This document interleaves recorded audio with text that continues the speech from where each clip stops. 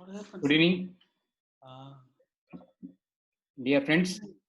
Welcome all of you for the webinar on sustainable agriculture in India, organized by PERI, Pride Energy Environment Resource Research Institute, with the support of Rotary 3190, Rotrack 3190, and Rotary Bangalore Green Park. Today, we have with us a very eminent personality in the field of agriculture, Dr. H. Shivanna, former Vice Chancellor, University of Agricultural Science, GKVK, Bangalore. Welcome you, sir. Dr. Shivanna, he carries an experience of 41 years in agriculture research, teaching and administration. He did his BSc Horticulture in University of Agriculture Science, Bangalore, MSc Agriculture in Genetics and Plant Breeding from US, Dharwad, PhD in Life Science, Kuvempu University, Shivamogga. He served in a research field as a Director of Research, Chief Scientific Officer, Plant Scientist, and served in teaching as a Professor, Head of the Department and Dean for various universities. And his last service was Vice Chancellor, UAS, Bangalore, between 2015 to 2018. He is the recipient of various prestigious awards. To name a few: Best Education Award and Certificate of Education Excellence received from International Institute of Education and Management of at New Delhi. Karuna Award from Karuna Trust for National Progress. Higher Education Leadership Award in 2016 by Digital Learning at New Delhi. Rajiv Gandhi Gold Medal Award by Global Economic Progress and Research Association. Lifetime Achievement Award for his outstanding achievements in the field of plant breeding by GKV Society, Uttar Pradesh. Bharata Ratna Mother Teresa Gold Medal Award from Global Economic Progress Research Association. The Best Citizen of India Award by International Publishing House. Priyadarshini Indira Gandhi Award by International Integrity, Peace and Friendship Society, Bangalore. Environment Excellence Award from Karnataka State Pollution Control Board, Bangalore. Dr. Abdul Kalam Lifetime Achievers Award, National Education Award. So he has published more than 100 research articles in national and international journals. Presently, he is accreditation chairman for Uttar Bang Krishi Vishwa Vidyalaya, West Bengal, and a research advisor committee chairman, Central Tobacco Research Institute of Rajahmundry, and QRT chairman for Small Millets and ICAR. Sir, I welcome you, sir. And we have with us another eminent personality and also president for the PERI, Dr. Ilan Kuppasamy, who did his doctoral studies in biotechnology from India, MBA in University of California, USA, trained researcher from Stanford University, conducted joint research projects in environmental technology with the National University of Mexico, Florida International University, Miami, Florida, Texas, A&M University, Harvard University. Obtained leadership training from John F. Kennedy School of Government, Harvard University, USA, visiting professor for water governance to University of Twente, Netherlands, published 70 research papers, international journals, and produced 12 PhD and 40 environmental, biotechnology, and chemical engineering. External research advisor to IIT, Center for Nanotechnology, School of Engineering, Florida International University, and US Department of Energy for Bioenergy Efficiency, Energy Economics, and Renewable Energy, International Water Association UK, advisor to National Water Commission of Mexico and National Science and Technology Mexico, member in North America, Border Environmental Protections and Control, and worked with the border state governors for sustainable environment development, invited to speak at the Parliament of Mexico about science and technology for socio-economic sustainable development. He obtained a National Science and Technology Award from President of Mexico, recipient of Nanotechnology Award from the President of India, Dr. Abdul Kalam, in Rashtrapati Bhavan, New Delhi, 2005. Environmental Award from Government of South Korea. And also from Environmental Award from Tokyo, Japan. Obtained US citizenship under the invitation of extraordinary ability category, and past 10 years in the corporate sector, developed technologies and products and services with the profitability managed over 750 employees in Mexico and ASA. So welcome Dr. Ilan Kuppuswamy. I over to Dr. Kuppuswamy for his opening remarks, and followed by Dr. Shivanna for addressing a sustainable agriculture for India today. Thank you. Good evening, ladies and gentlemen. I'd like to thank members of Pride Energy Environmental Research Institute for having organized this excellent conference series on environment, energy, sustainability, and climate change, especially sustainable agriculture in India and its future challenges and goals. Dear friends, South Asia comprises 8 countries, namely India, Nepal, Pakistan, Sri Lanka, Maldives, Afghanistan, and Bhutan. And it's a home for the world, 1/5 population in the world, and known to be the most disaster-prone region and densely populated zone in the world. A significant portion of the economically active population in South Asia, especially in the rural areas, is still involved in agriculture. That's the basic employment. Agriculture contributes a significant share to the gross domestic product of the countries of South Asia. Given this, sustainable agriculture in terms of establishing food security and rural employment as environmental security and environmentally sustainable technologies such as soil conservation, sustainable natural resource management, and biodiversity protection are essential for the holistic and inclusive development of agriculture in this region, especially in this region. India pertains almost 16.8% of the world population, but only 4.2% of the world water resources available for this population, and 2.3% of the available land resources for everything. Agriculture is the most private business in India. That's what I see as an opportunity in India. And it provides income and employment opportunity to more than half of the population of India. My sincere salute and thanks to agricultural scientists of India and their collaborators in all over the world, and especially the well-known scientists from United States like Dr. Norman Borlaug, who made the green revolution opportunities in India. And I would like to thank all the agricultural professors, scientists, technicians, and the farmers and FPOs for their sustainable agriculture practices that should have to balance environmental health and economic profitability in order to promote social and economic equity. Sustainable agriculture involves the process that would enable us to meet the current and long-term societal needs for food, fiber, and other resources.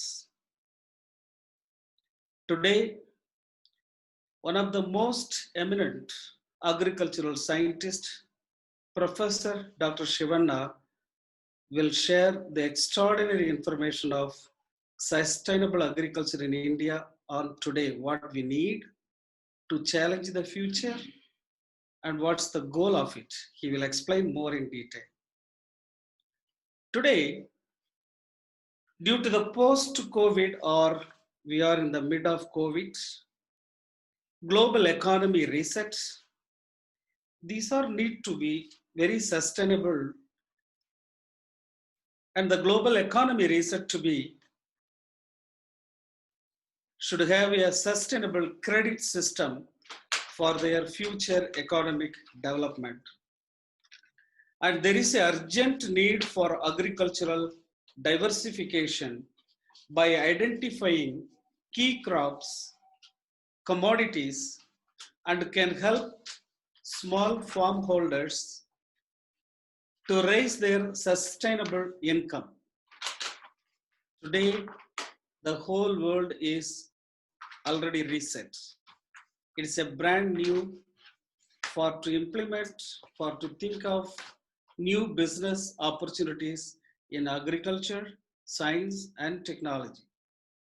The agricultural production, productivity, marginal profitability to farmers really drastically decreasing.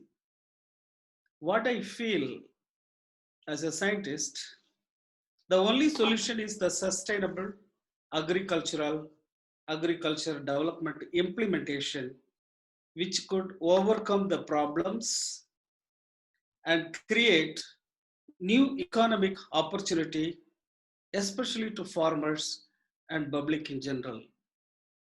May the God bless you, and thank you so much. I would like to invite Professor Dr. Shivanna to give his one of the most eminent lecture we will enjoy for the next 45 minutes. And at the beginning, I must thank Kuppuswamy, Ramesh Shivanna, and Shyam Sundar for having provided this opportunity to share some of my views on sustainable agriculture in India to take care of the people, to make it as an hunger-free nation in the world. Of course, the agriculture is known to every one of us in the country. It is a very old profession being done for the past 300 years. And before that, and what was the situation then and what is there now, we'll have to analyze critically, and we'll have to draw the lines to provide the food for every individuals in the country. Because as already indicated, the population spurt is very high in India. Roughly about 17% of the total population which is living in India. And the geographic area of the country is not as big as China or Russia or even America. With these conditions, how to provide the food to the every individuals in the country, it is the major responsibility of every one of us sitting over here and also the other side of the country. Way back to the before independence, what was the situation, how the agriculture has started in India, when it was started operating with respect to the technical know-how, all these things I may tell in brief about how it has started and all. The agriculture scientific way of cultivating the crops is very recent when after the independence. Before that, say for example, 1800 series or 19th century beginning, the agriculture has started in a very, very low professional, low levels, and the technical know was not there in the much extent. To take one of the statistics as to say, 1871 was the period where the agriculture department was started in the country. During that time, seriously, the famine was occurring and reoccurring. People were suffering for want of food. At that time, the British government has seriously thought over to have some kind of the scientific know-how in agriculture. Because of that, the government has initiated the Department of Agriculture in the beginning. And later it has keep on expanding. And now it is in a very great level to operate the scientific level of operations to the agricultural field in the country. During 1881, again, a separate Department of Agriculture was initiated in the country. And after that, every circle and every state, the agricultural directors were appointed to tackle the needs of the farmers to suffering for want of the food materials and other things in the rural areas. During that time, again, the education percentage was very low. To make available to the people, this kind of activities has been initiated in the beginning. And later on, particularly Lord Wellesley, the Governor General of India, has initiated so much on agriculture in the beginning before independence. And later on, all these things has happened. And coming to the 1892, two scientists were appointed in the country, particularly soil scientists, to name it, to take care of the soil problems in the country so that the crops can be grown in a better way and all that. And later on, in the 1991, the agricultural general was appointed. And later on, entomologists and mycologists were also appointed to take care of the technical law in agriculture. This is how it has started operating in the beginning before independence. In 1901 to 1905, 3 agricultural colleges was established in India.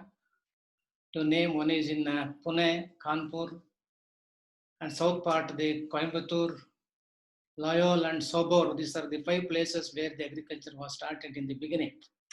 And they started teaching the agricultural system for the benefit of the students of joined during that time. And during that time also, the scientific know-how was not much. And gradually it has started after the independence. During 1948, it was said to quote, there were nearly 17 agricultural colleges was established in addition to the department which were operating in every country, in every state, under the Department of Agriculture and the Government of India, all those things were operating. And after 1948, 17 agricultural colleges were established in India, and they started admitting the students to teach the agricultural law and all that. And that was also not in the fullest possible extent because the finance was not there and the manpower was very poor during those days. Resulted, the progress was not satisfactory. After when we got the independence during 1947, immediately after the independence, one commission was appointed.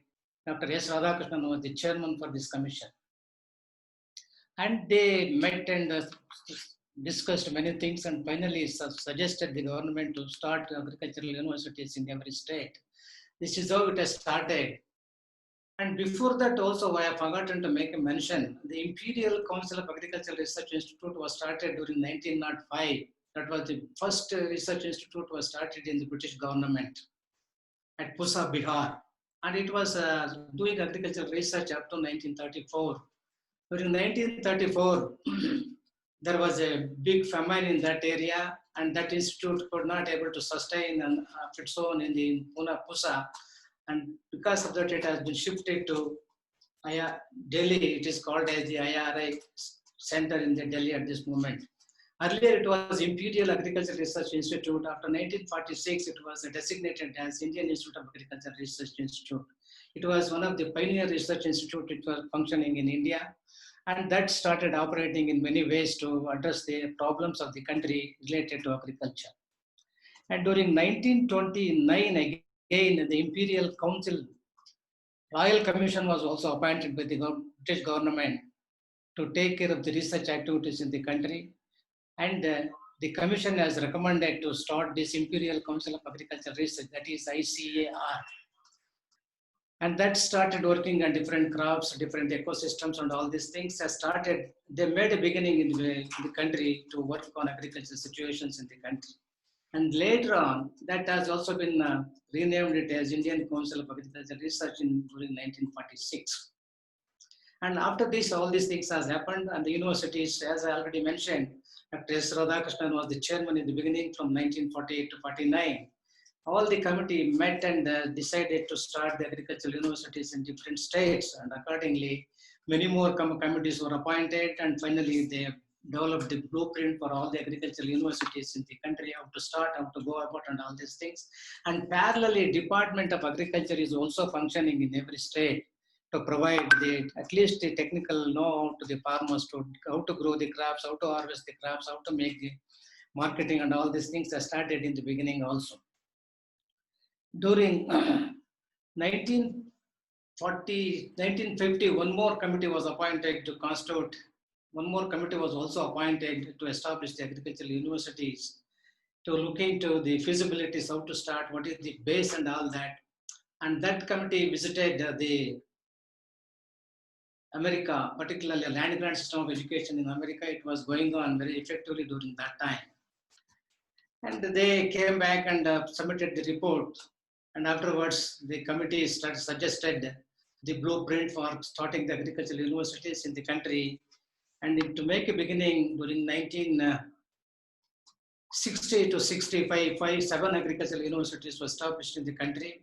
To name, first agricultural university was Pantnagar, UP, Andhra Pradesh, Punjab, Karnataka, and also in 7 states it was started, and all those things have started operating after 1905 onwards, 1960 onwards. And how the Green Revolution took place in India, this is a very important factor. It's a cutting edge research in the situations in the country. During that time, as already the Kuppusamy made a mention, Norman Borlaug was working at Mexico in the institute called the CIMET, International Crop Research Institute, and cotton and the maize and the wheat and the maize. That was the institute which was functioning there in Mexico. And they had a collaboration with all these things. And finally, they brought some meat materials from Mexico. And they started cultivating in India, resulted to increase the yield potential per unit area on a larger scale. Up to that time, there was a slogan called, up to 1960 or Green Revolution, there was a slogan called ship to mouth. That was the slogan we used to make in India. They used to bring material, wheat from Mexico, and get distributed in India for all the needy people to sustain their family, livelihood positions. Like this, it has started, and the later part, some more varieties from Taiwan and also the Uri, the rice varieties have been brought and introduced to India and started cultivating in every part of the country wherever the rice is to grow. All these things has happened to increase the food production to the required levels. To quote one of the statistics available during 1947 or 49, as I made a mention with respect to the import from the Mexico, 10.5 metric tons of the wheat they used to import and get distributed. And during that time, the distribution was not normal, and all the people were not getting it. And started introducing all these new varieties which were very high yielding, short duration, and the photosensitivity. All these things are happening. Resulted, we could able to increase the productivity to a greater extent. As for this available statistics, during 1954, the food production in India was only the 54.92 million tons. That was the first target we could able to achieve to a greater extent compared to the British government when it has started and all that. Gradually, the cultivation aspect and the research activities in India started developing, and the ICR has developed a lot of technologies through All India Coordinated Improvement Projects, which was operating in the country. And this kind of a program has been launched in India during 1957, where they could able to develop and establish the one research system called the All India Coordinated Maize Improvement Project during 1957. And with the support of the Rockefeller Foundation and all that, they got input from them. And finally, the varieties brought from Mexico and tried here, and finally developed the variety hybrids in maize. And first hybrid was released during 1961. And later on, almost this kind of a mechanism has been applied to almost all the crops to work seriously on integrated approach. Integrated approach means that the required scientist has to be appointed in each case, and they have to do the technical work for improving the crops in every levels. This is the kind of operation which was happening, and resulted by 2000 or by 1990 or so, the food production was almost increased to 198 million tons compared to just 54 million tons during 1947 or 49. This is the kind of breakthrough improvement has been visualized mainly because of the effort of the farmers, government, and also the scientists collectively worked together to bring the change in agriculture using the technical know-how which is available across the country and international institutions also. And later on, during 2000 onwards, there is a greater shift from cultivating the annual crops and cereal crops, pulses and oilseeds to the horticultural crops. And there is a substantial increase with respect to the horticultural production in the country also. And with only the setback in India is the availability of the arable land. As I made a mention during 1947 and 48, the available land was only 99 million hectares. And from 1947 to 1985, it was increased to 127 million hectares. And there was an increase of nearly 27 million hectares by encroaching the available land in the country. This is one part. Now, the total available land for cultivation in the country is about 140 million hectares. And total geographic area, if you make a mention, compared to the international level, the total geographic area of the country is only 329 million hectares. Out of that, 307 million hectares is available for cultivation. Not all the 307 million hectares is totally available. This comprises of wasteland, the forest, and all these things is there. And only about 140 or 42 million hectare land is arable now. And that is being effectively used. And as per the last year's statistics, the total production of cereals and the pulses put together was 292 million tons. This is the estimated production during 19 and the 20. And probably in the coming years, probably it is going to be more. And with respect to the horticultural crops, it is more than 300 million tons. The area is almost remain the same. The arable land, what we are using for horticultural crops and also agricultural crops is almost same. Another component also has been added to this, that is dairy. Earlier it was not documented anywhere. Nearly 8 million hectare land is taken away by the dairy, and dairy is also substantially contributing for the overall development of the country, the nation. All these things put together, the arable land is only 140 or 42 million hectares. Out of that, nearly 26 million hectare land is left fallow. And this is the one where everybody has to look into how to make use of this land for growing the crops in every region. All these things has to be looked into in these coming years. This is how the agriculture scenario has happened. And now everybody, they are getting nearly 184 kgs of cereals and the pulses, nearly 20 kgs of the pulses, and 20 kgs of sugar. Like this, everybody they are getting. And now for the past 6 or 7 years, there were no deaths with respect to the non-availability of the food materials in the country. Although the famine is recurring and the floods are there, and so many other natural calamities are happening, but still people are fed with the required amount of the food materials in the country. To take all these things, with all these things, we are self-sufficient, we can say at this moment. But the nutrition level of the children is not that satisfactory compared to the other part of the world. That is one issue we'll have to look into very seriously, how exactly we can able to provide the quality food to the people to sustain, to come down, to reduce the quantity, percentage of the malnutrition in the country. This is very, very alarming situations where we'll have to concentrate more on this. In addition to increasing the food production, the qualitative improvement has to take place in all the crops or vegetables or the fruits, and all these things has to happen. Like this, the agricultural scenario, particularly the integrated approach, will have to look into. Agriculture, horticulture, animal husbandry, fisheries, sericulture has to be put in one basket. Thereby, you can able to increase the food production. And the income of the farmers can also be increased substantially to the farmers. This is how the agriculture has to take care of the things.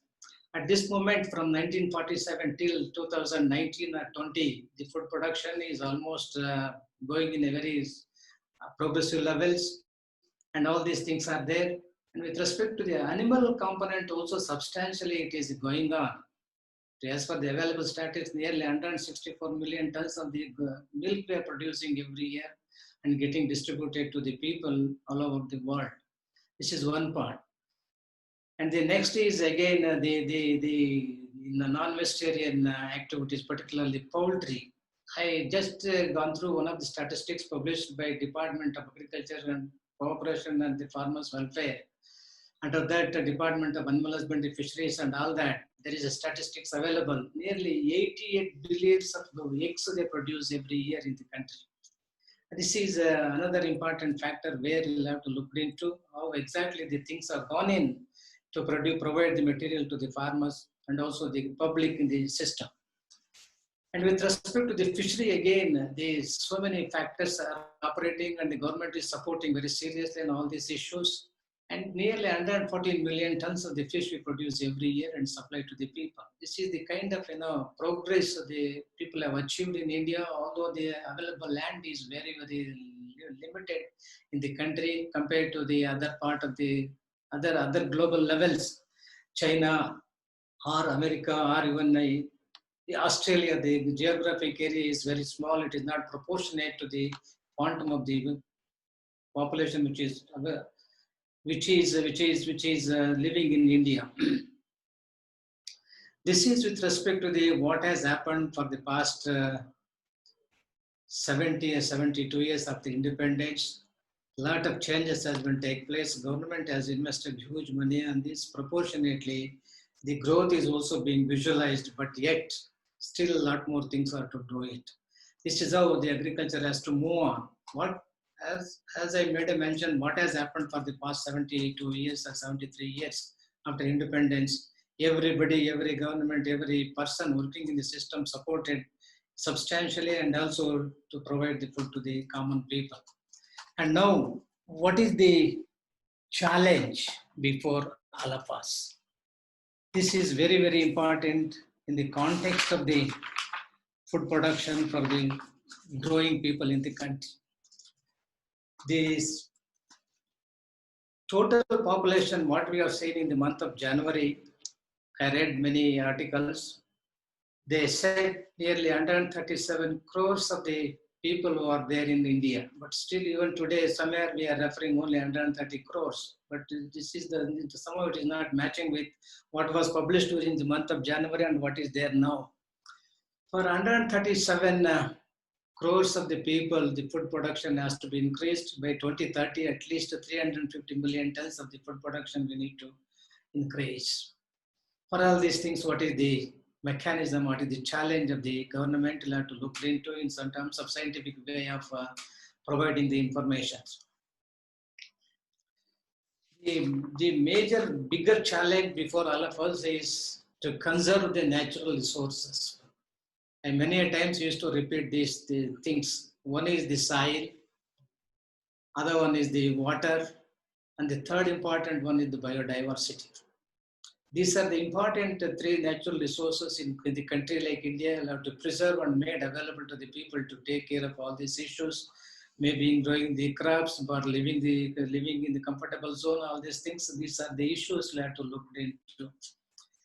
For example, soil reclamation is happening, and after the new government taken over the responsibility, and they have announced many measures to take care of the soil in the country. Soil health cards and also all these things has been taken on a bigger scale to distribute to the farmers. At any cost, the soil has to be protected, preserved, and made available to the public, and the people to grow the crops and all to live us safely on the soil, on the earth. This is going on, and it is in the positive directions.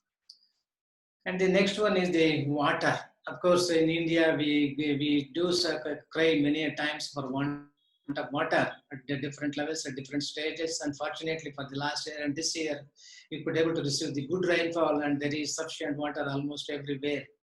As per the available records, 123 dams are there all over India. And these waters available in the dams and also tanks has to be made available.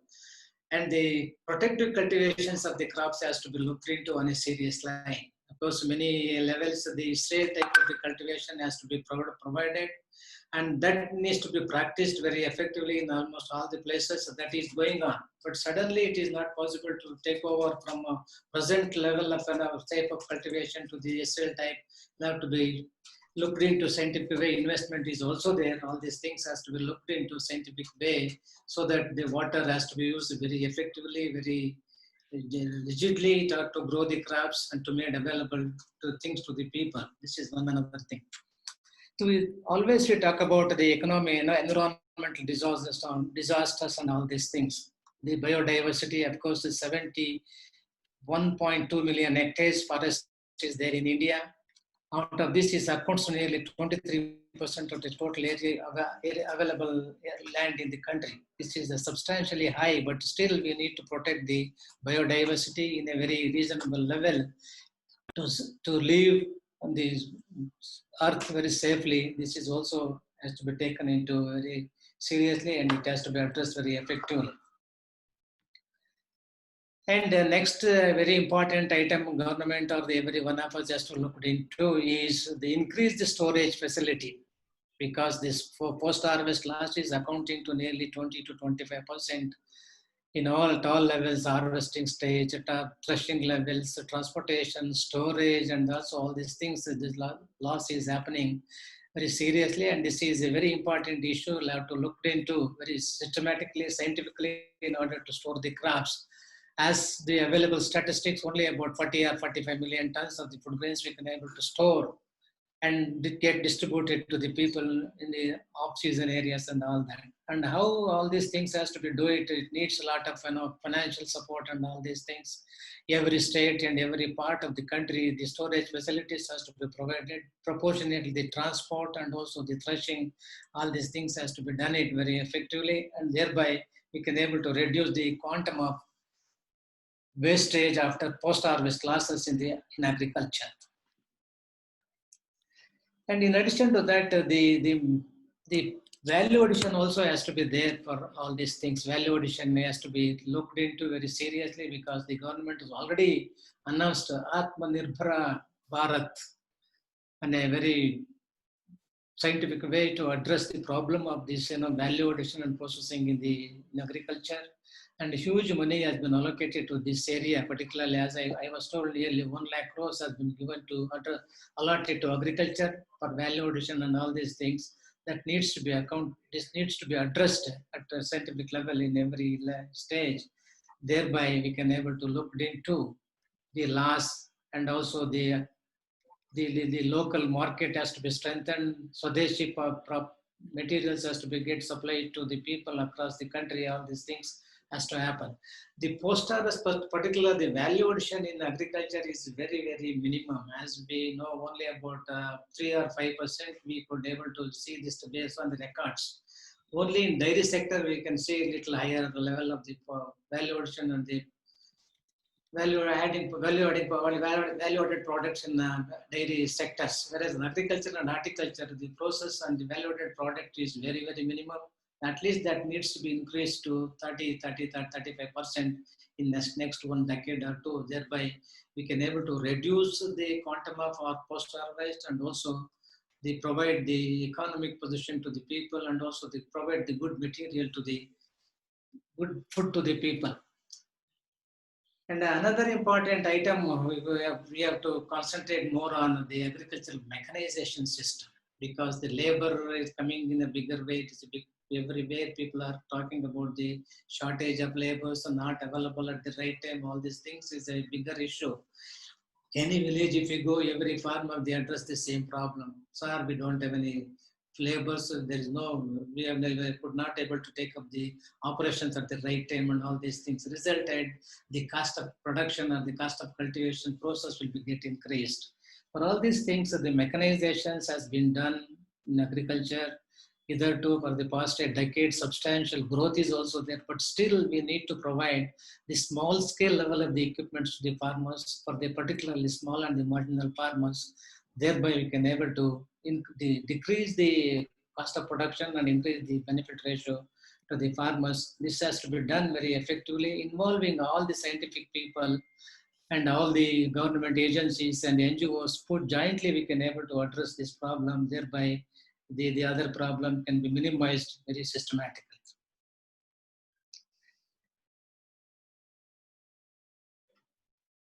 One another point we noticed in Karnataka, particularly food wastage in the normal public social functions.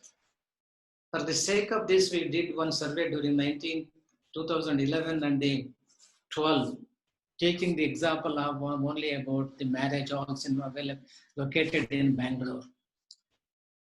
There are nearly 531 marriage halls we studied, and only random samples were drawn, and our people, nearly 6 or 7 professors, were taken up this work and collected the information and finally arrived at the food wastage in these marriage halls in Bangalore alone, accounting to nearly 340 crores. And total food amounting to nearly 940 or 50 tons. This is the kind of loss we could be able to see in one place. If you take the average wastage across the country, probably it is a huge loss. Only after preparing the food and all these things, this kind of a wastage should not happen, because one side we say the food production is not there, people are not getting the food materials, and other side we prepare and get it, which is going to be wasted in different social functions. Of course, fortunately this year this has been totally abundant because of the COVID. The social functions have been automatically reduced, and only 100 people or less than 100 people they are participating, and resulted there is no loss and there is no much expenditure to the people who are celebrating marriages, other functions, all these things. So this kind of a natural control measures has come in the big way, but how it is going to be continued in the next 1 decade or so. This is also another area where we'll have to look into how to minimize this.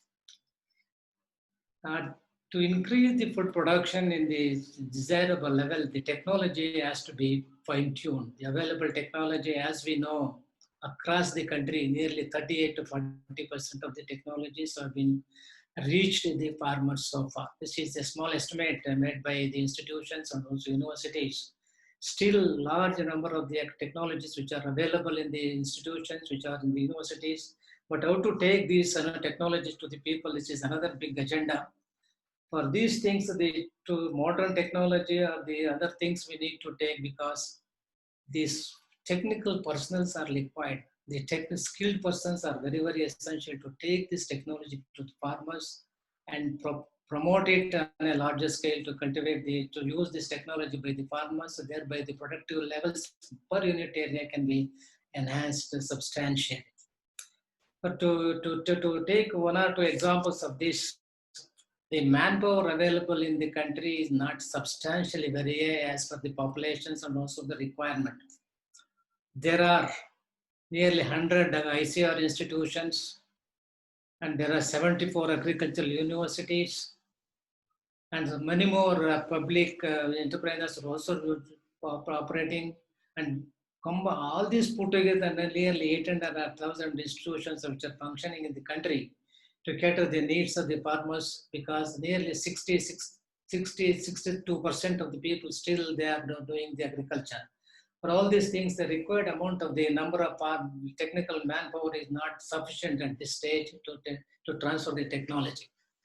As per the Ashok Dalwai report, because he has just he was nominated as one of the chairman for the committee to double the farmers' income. He made a statement indicating the available number, nearly 1 scientist is for 1,156 farmers. This is the statistics that have been provided by Dr. Ashok Dalwai. And as per their recommendations, there are 3 levels they have indicated. One is the hilly areas, irrigated area and dry area. For all these things, they at least one scientist for 400 to 500 farmers is required. That is the requirement to tackle the needs of the farmers and also take this technology to the farmers on the different levels. This is how the things has to be changed because the manpower requirement in the country is not enough. To quote one example, Karnataka, we have one university in the beginning up to 1986. And up to just during 2013 and the 14, we conducted the Golden Jubilee year of the university because the US Bangalore started operating in the year 2013 and the 14, 1964 and the 63 and 64. And we conducted the Golden Jubilee during 13 and the 14. Based on the available statistics with us is only about 16,800 undergraduates, 7,000 postgraduates, 1,300 PhD students we could able to produce in our university. Now there are 6 universities which are functioning in the country. All this put together, not more than 60 or 65,000 graduates are producing every year. This is how the number is not matching with the requirement of the farmers, and also to take the technology to the farmers in a scientific way. This is also another area we'll have to look into very seriously. And with respect to the modern technology, what we are saying is, always we say, but still it is not going in the scientific way. Integrated nutrient management, integrated pest management, integrated disease management, all these things has to happen. Thereby the usage of the fertilizers and also the pesticides and the fungicides can get reduced if you do it systematically. Otherwise, the irrational way of doing the pesticides and the chemicals, probably it is going to cause the environmental hazards, and it is going to cause many other effects on the different living organisms on the earth. And this is how it has to manage the soil with all this integrated nutrient management, all these things. The organic farming everywhere we talk about, if you do all these things systematically, probably the soil condition could be managed very effectively, maintained, and the crop can be grown very healthy, and there will not be any much hazardous problems with respect to the problems who are living in the rural part. This is how the technologies has to be made available, and the large number of the technologies, as I already mentioned, available across the country in ICR, Institute, IC universities, and also public institutions which are available. All these things has to be put it in one place so that it has to be looked into very systematically, and it has to be addressed for the benefit of the farmers. Another important glazing problem in the country is the marketing. Everywhere the farmers are committing the suicide, saying we do not get the market for any crop, all these things. Of course, the government of Karnataka has done a lot of new innovations in marketing, e-innovations, and all these things are happening. But still, it has to be promoted in a scientific way because the manpower is required in this area also.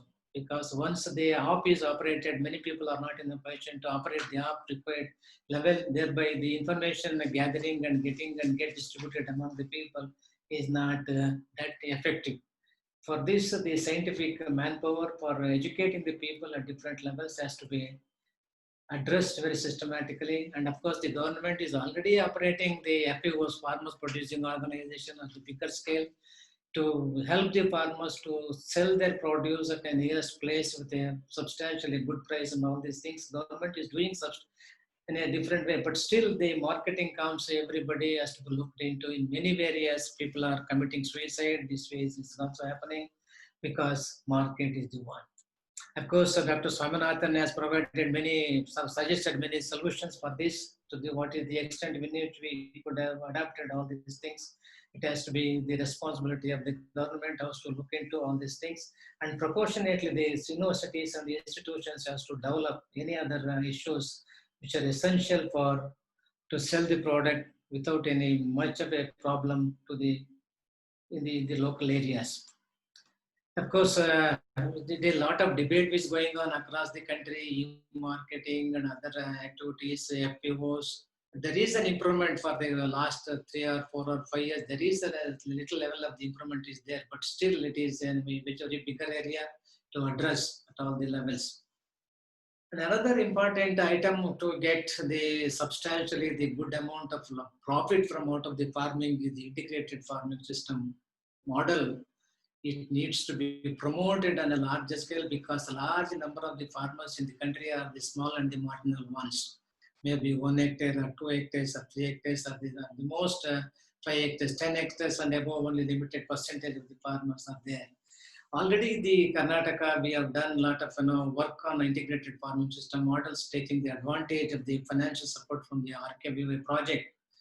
And from 2011 to 2014 and 15, we could able to invest nearly 13 crores out of this project and educated nearly 17,000 farmers in about 10 districts in Karnataka.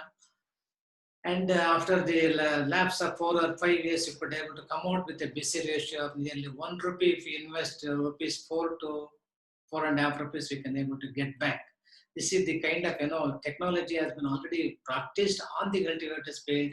And after this, also government of Karnataka doing on a very large scale, taking the example of nearly 1 lakh villages in the country, in the state, and they are promoting this kind of a thing, taking the example of 1 hectare land and providing some subsidy, nearly 1 lakh rupees to all the farmers. Those who are taking this, nearly 10 farmers were selected in each village, and they have been supported with all the technical backup from the universities. And this is really good. But still, what an amount of coordination among the different departments like agriculture, horticulture, animal husbandry, fisheries, agriculture, and also the marketing. This the department has to coordinate the effective management of this particular farming system. Thereby, we can able to get at least, if you invest 1 rupee, at least 2.5 to 3 rupees, you can able to get back. This is the analysis of the ICAR and Government of India, doubling the farmers' income by 2022. And if you can adopt this kind of a system all over India, across the country, probably we can able to do the justice for the farmers who are suffering for want of all these technologies in different areas. And 10th item is the train the human resource. Of course, already they made a mention across India, nearly as per the Ashfaq Dalwai's report, nearly 1,20,000 extension functionaries are working across the country. But still, it is not enough, in my opinion. We need to take it in a bigger level to promote the skill training and all that. Of course, as the available information, the skill training in India is very, very small, maybe 2% or 3%. This needs to be enhanced to at least 10 or 15% compared to China, because China, the skill training is more than 52%. The population in China and India are almost competing with each other. So this is the kind of analysis we need to make to sustain the productivity levels in the next 10 years or 20 years from now, because the availability of the soil, the arable land is very small. And in the same land, we'll have to grow the crops, cultivate the crops, from the horticulture, agriculture, animal husbandry, fisheries, everything has to take care of the issues in the same area. Then this has to happen in a very systematic way. Thereby, we can able to provide the justice and the technical know-how to the far-off places people who are doing agriculture in the country.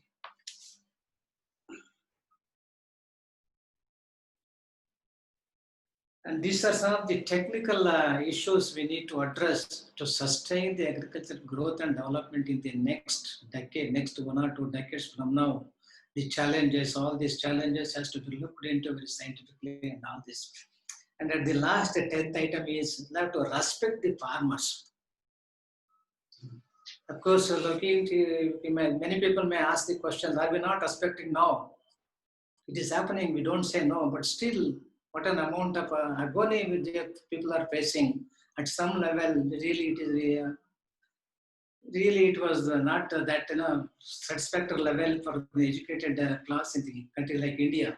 All these things we need to look into very human way. Thereby, we can able to respect the people, and they are the people struggling for providing the food for the entire world, entire country, the entire India.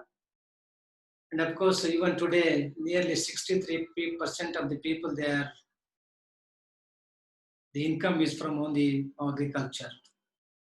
20 or 22% is only the employed and the other salaried people. Rest of them is totally depending on only agriculture.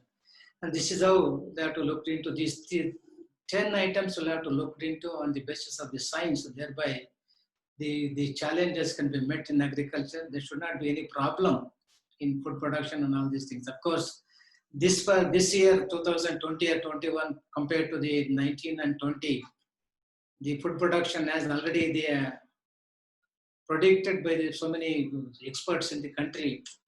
The area, cultivation area, and the rich crop has been increased substantially compared to the previous years. Good rainfall was there, and the people went back to agriculture, started doing agriculture after the COVID appearance in the country. This is one positive point in the country. But still, the marketing and all these things will have to be looked into in a systematic way. Thereby, we can able to provide this substantial level of the things to the country. In addition to this, as they said in the beginning, the malnutrition. UNO has released one report for since last month, maybe July 15th or 20th. They compared China and India. What is the total amount of the hunger people there in India? There are totally near 69 crores of the people they are suffering for want of food in the entire globe. Out of this 69 crores, 18.92 crores are from India. And again, they have compared with China because the population with China and India, we are going together side by side. They are number one, we are number two. There, the index is 25 and our index is 102. This is the kind of disparity with respect to the malnutrition we need to address.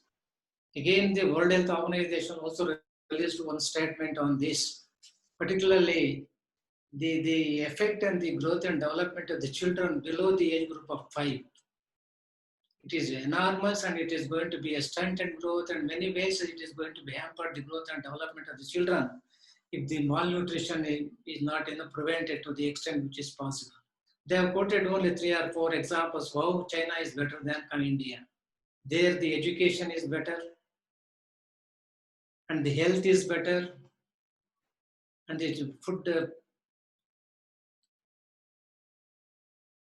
quality of the food, transportations, and the living standard. These are 4 or 5 index they have indicated. Compared to India, they are better. That's how they have compared the UNO with the China and India and indicated the measure for that. This is a very alarming situation where everybody has to be looked into.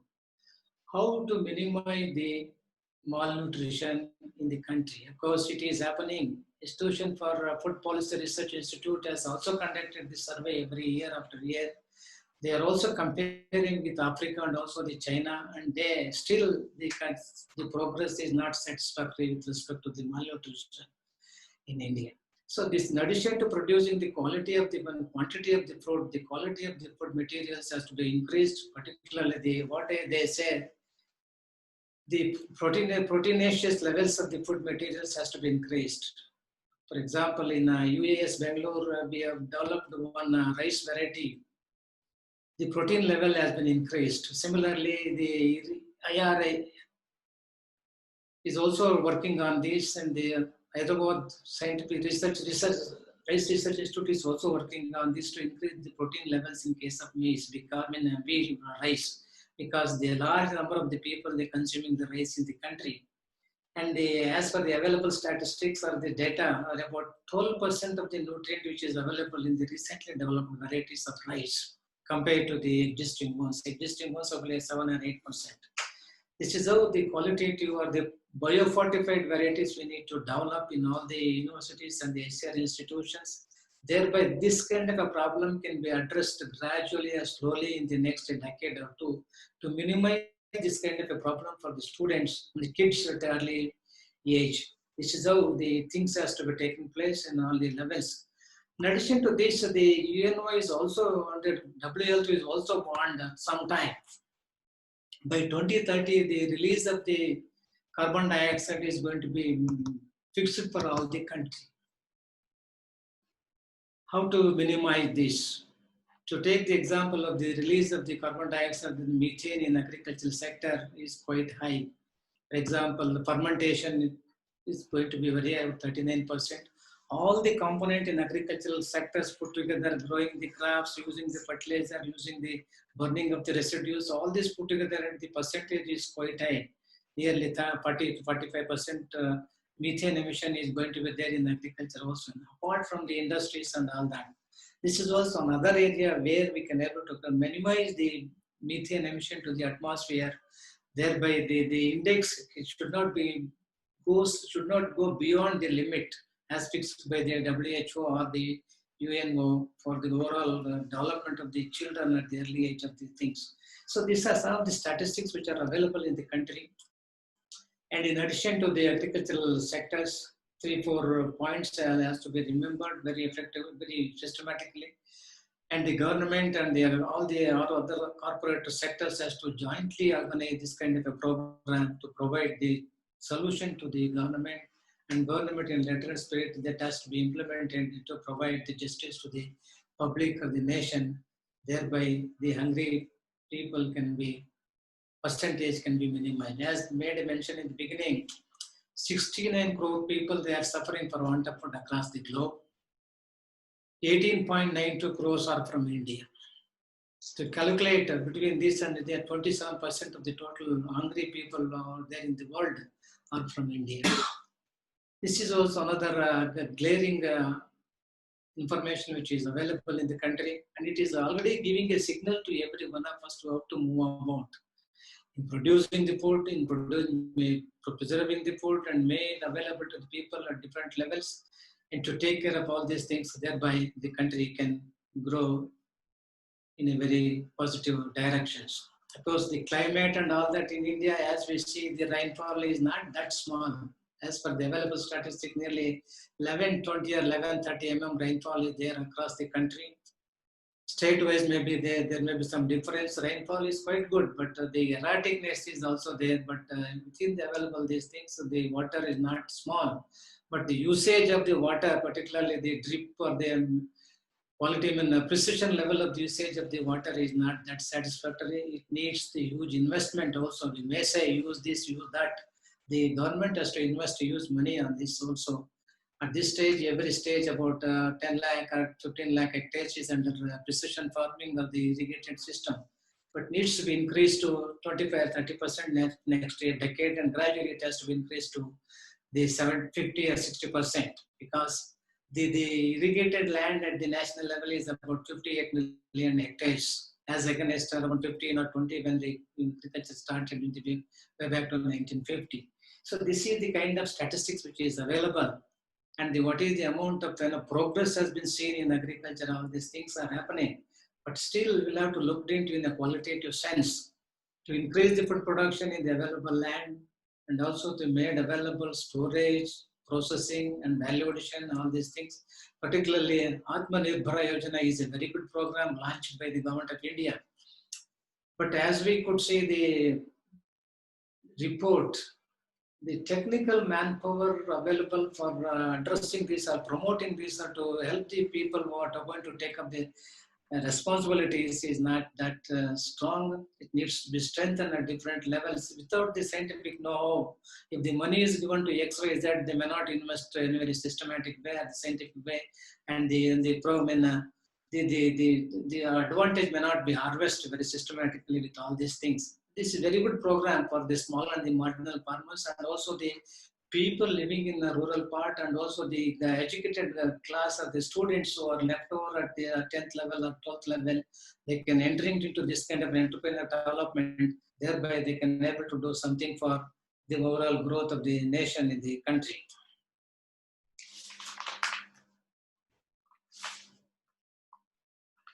So these are some of my views which we expressed. If there are any questions which are there related to this question, I'm happy to answer. Yes. Yeah, I request Dr. Ilan to take up the questions in the chat box. Yeah.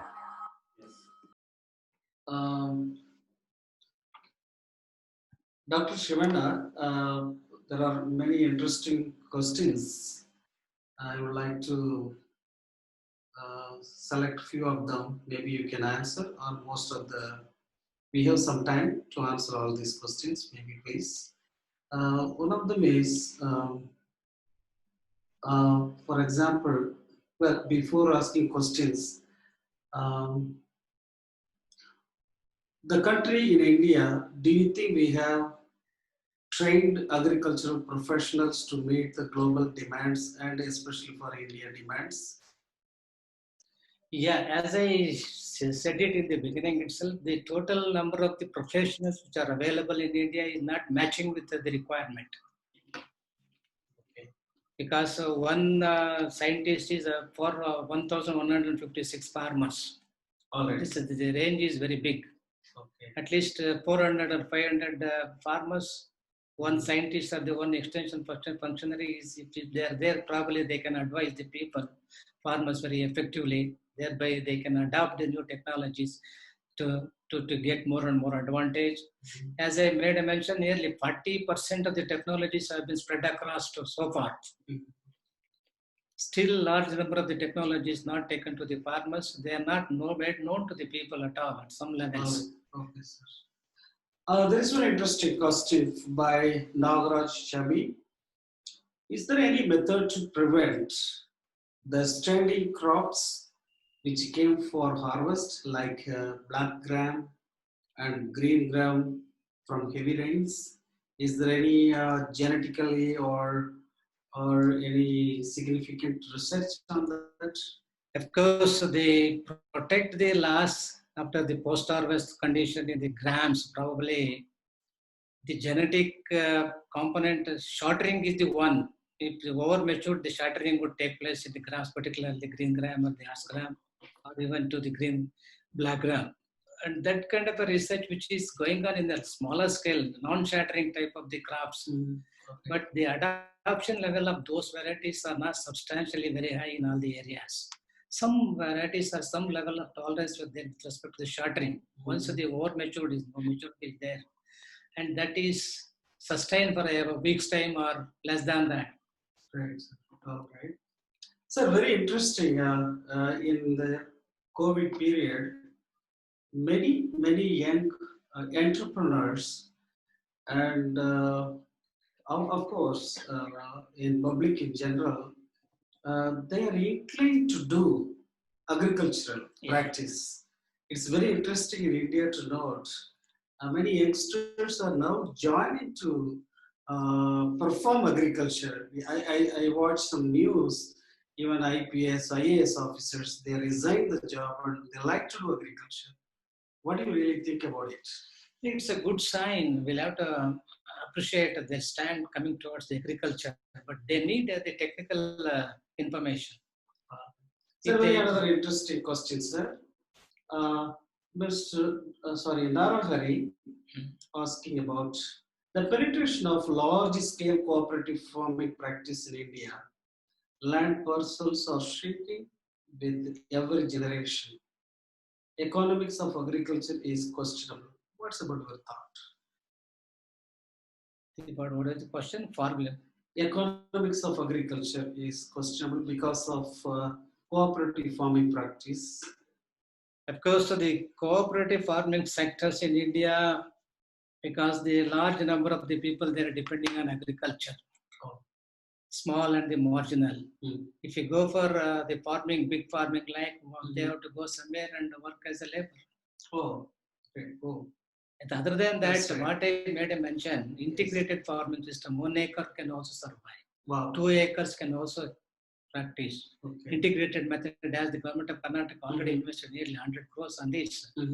How to sustain the agriculture, even the minimum land available in each of the cases. Wow, okay, sir. Right.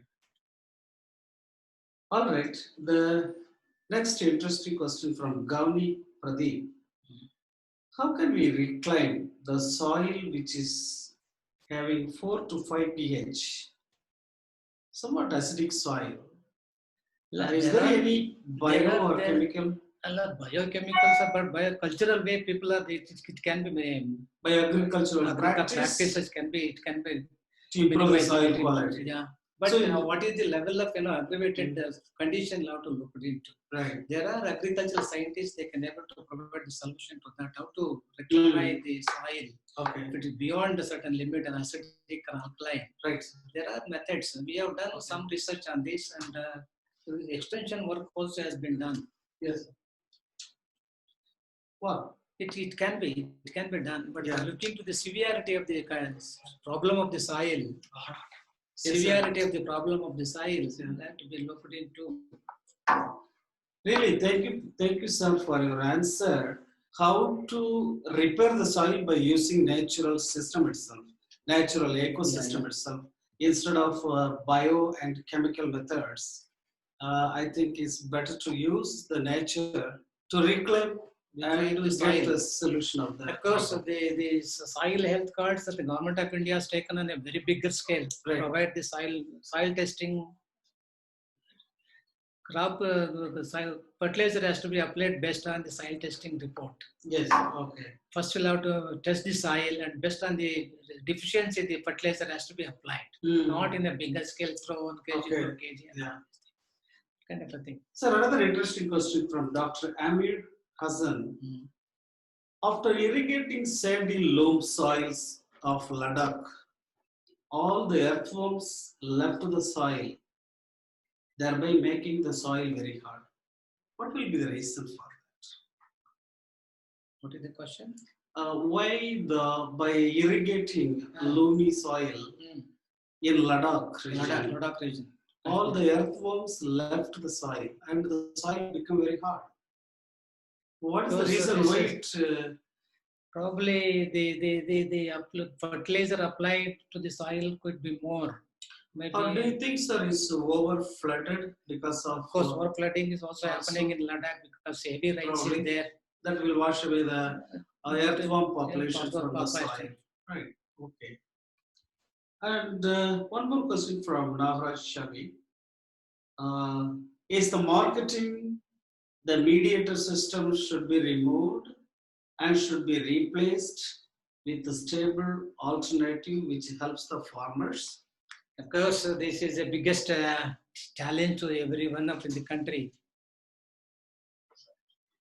Minimizing the involvement of the middleman is the biggest problem. It's not that is, we can say, we can do like this, we can do like that. To minimize, stopping the entrance, entering the middleman is very, very tough job. But otherwise, we can able to manage by operating the FPOs and all that in the different levels, farmers producing organizations, and this kind of alternative measures. This kind of alternative measures can be taken up. Totally, we cannot, reduce the middleman intervention in the system suddenly, or a period it might happen. We don't know. I don't think not in the agriculture, so in everything there is a middleman in all over the world, right?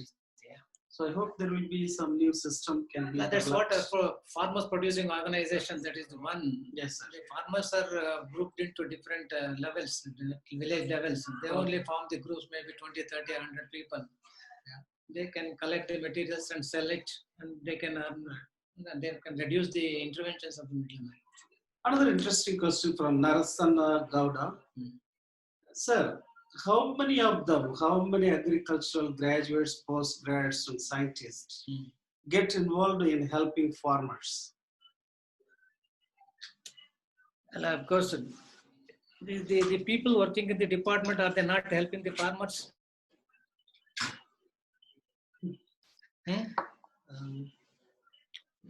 And the people working in the universities, we have a system. Any farmer comes, we provide the technical input to them.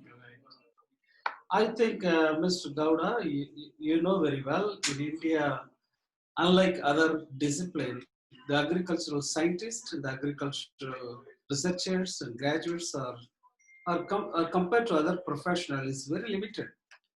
I think we need hundreds of more universities in this field to focus more in agricultural research, right? Well, of course, number it can be increased. The number of graduates we can increase. Then increasing only the universities may not help you in a bigger way. Right. Okay. The other expenditure is going to be very high. Okay. Minimum 6,000 or 7,000 graduates in each university has to be there at least. Yes. Oh, great, sir. So another question from Savita Vijay Kumar. Why demands of some crops are met in excess and other facing scarcity?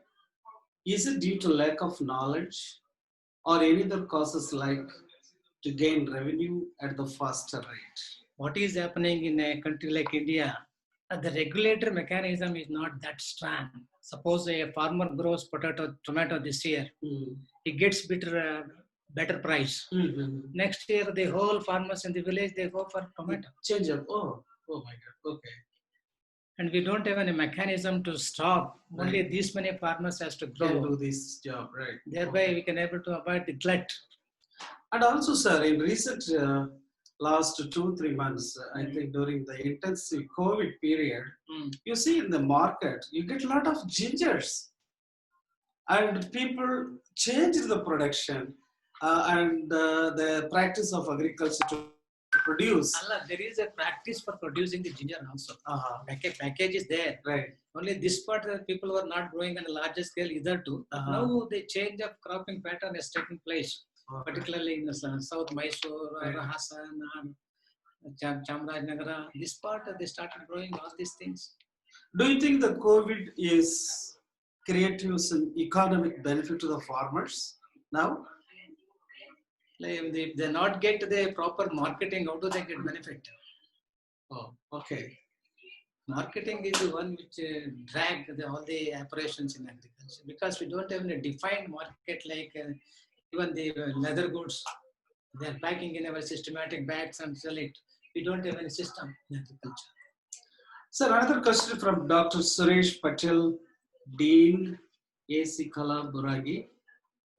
The question is, under COVID-19 situation, what is its impact on agricultural production and sustainability?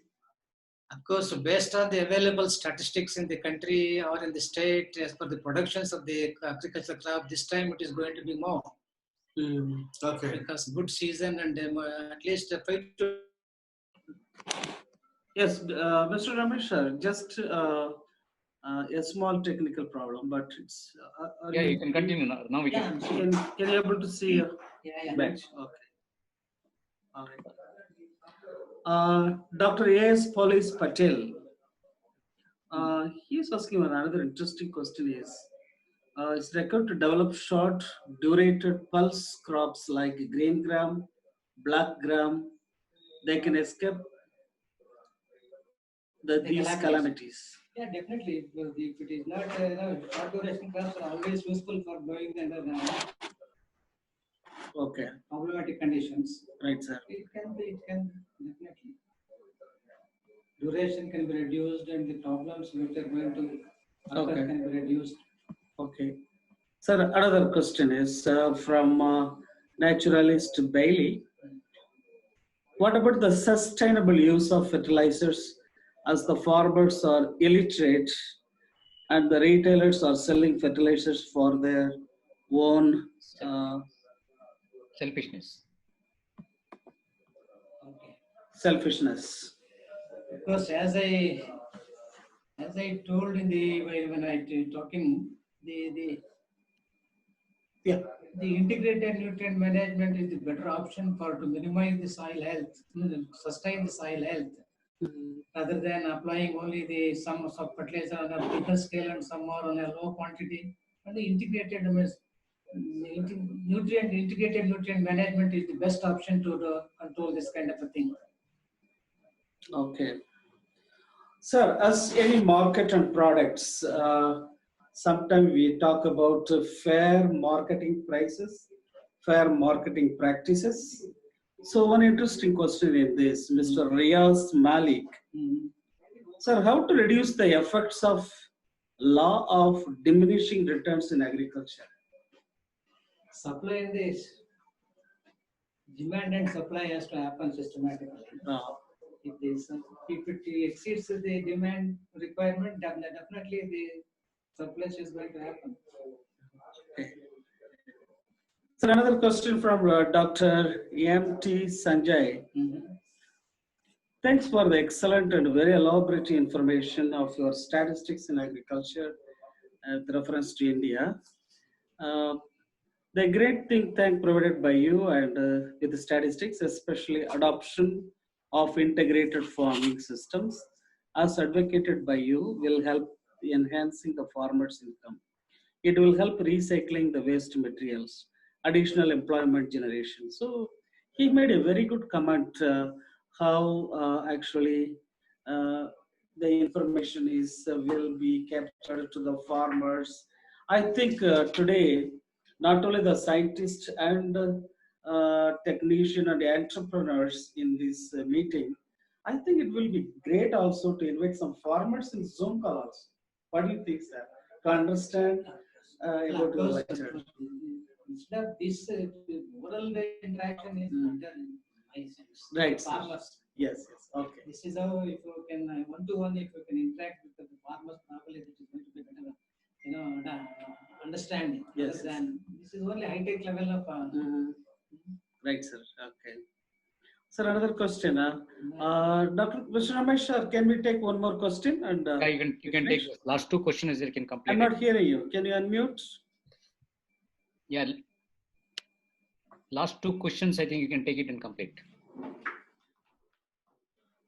Can you hear? There is another question from Mr. Rajkumar Halidodi. Sir, your view on conservation agriculture in Karnataka. What do you think about it? Conservation agriculture, if you can do it systematically based on the need, based on the needs, I think it is both to sustain the environment and also to provide better market to the farmers. This can happen. Not any problem. Okay. Okay, another Thank you. question. Last question, sir, we are taking, sir. Okay. Sorry for that. Okay. Dr. Vinayak Hosamani, whether that inclination of the youth from IT, the other sector to agricultural sector, do you think can add good result, or should agri-entrepreneurship be a chance or choice? Of course, anybody, if they are willing to do systematically the agriculture based on the knowledge in engineering, they can get into the agriculture and get the information from the technical person, and they can also do agriculture. There's nothing wrong with that. Yeah, very interesting. In recent years, in our Peri conference and a series of webinars, many participants are from IT. They have their spare time. Probably they work from the home, and the rest of the time they like to do agriculture. They like to learn more agriculture. They are interested to learn more and more technical know from the experts. Right. They are applying in the That's true, sir. The integration of conventional and technological, which create a good result, right? Yeah. Thank you. Thank you, Ramesh. Thank you, sir. Thank you very much. I think this pandemic is catching up the agriculture. So now with this, I request Rotaractor Manjunath to come online and propose a vote of thanks. Thank you, sir. Thank you. Sir, am I audible? Yes. So first of all, very good evening, everyone. It is really a wonderful session with our Dr. Professor Shivanna, sir. So Shivanna, sir, is the Vice Chancellor of University of Agricultural Science, Bangalore. So recently, we have also met him during the Independence Day celebrations. So it was a wonderful time over there also, and today also it has been very much insightful session that we had today. So herewith I would like to thank the presence and very insightful session on agricultural these things on our India. So that is thank you, Dr. Shivanna, sir. So for the insightful and informative information on the same thing. So and we also had our Dr. Ilian Kupuswamy, sir, the president of Peri Foundation. So thank you very much, sir, for your kind informations and the insightful information that you have provided. So we also had the partnering with Rotary 3190. So Rotary International District 3190 for the support. So we also would like to thank Rotaract 3190. So all the Rotaractors present here and all the Rotarians present here. So I would like to thank one of the key club to organize this particular initiative. So Rotary Bangalore Green Park. So we also have the Rotarian, the charter president of the club. So Rotarian Shivanna sir. So thank you everybody for this particular initiative, attending this initiative. And also we would like to thank Pride Energy Environment Research Institute, so for organizing this particular and insightful initiative. So during this pandemic, we couldn't able to meet and organize such kind of initiative, but we have done it on online. So it has been systematically implemented through online media. So we would like to thank everybody who is present here and who has asked question and answers, everything. So looking forward to have many more initiatives like this. So once again, I would like to thank everyone for your presence. Thank you, Manjunath. This is Rotaract Manjunath, who is a chair for Rotaract Asiru committee in the Rotaract district. Thank you, Manjunath. Thanks for vote of thanks. Thank you all. Thank you very much.